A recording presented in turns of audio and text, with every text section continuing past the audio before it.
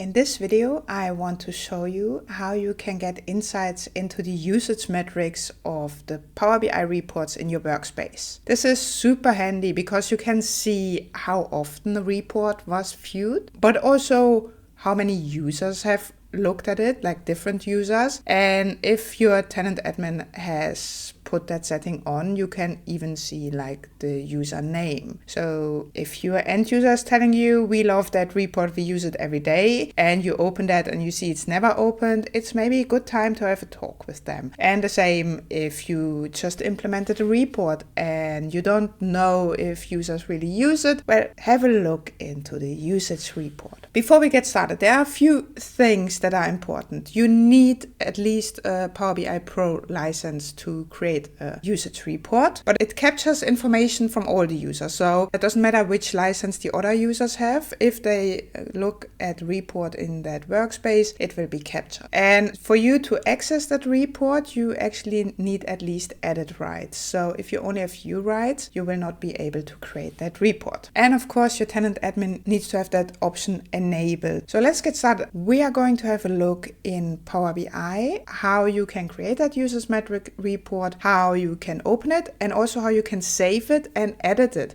because you can edit it. So you can change how it looks, but also change some things that are not visible in the standard report. So here we are in one of my workspaces. Let's say we have 3 reports here, and I just want to see how often they're used. So I could go to my report and then click on the 3 dots, view usage metrics report, and then it will be created. First time will take a little bit longer. And what do we see here? How often it was opened and how many viewers there are. This is a report only I have access to, so I'm the only one looking at it. If there would be more people, you could click on them here and then you would see how often they opened the report and viewed it. Now, super important. At the left side, you see you can have some insights into the report performance, but also a report list. And this will be about all your reports in that workspace that you're in. And there again, you can click on these names of users. For example, here I have 2 users, demo and me. If I click on demo, I will see how often that user viewed the report, and if I click on me, I see how often I used the report. Now, if we go back to report usage, now this is all nice, but sometimes you want a different design or you want to change some of the measures. So how can you do that? You simply say save a copy, and then you give it a name and save it. For example, usage report. And now we can go to that report. And the nice thing is now we can edit it. And you see there's a semantic model behind this. And you can see all the tables and you see the filters I used. For example, at the moment, this is filtered by report, but we could say, I want to see it for the whole workspace. And you have all kind of information about user, report pages, report load times, all these kind of things that you can open,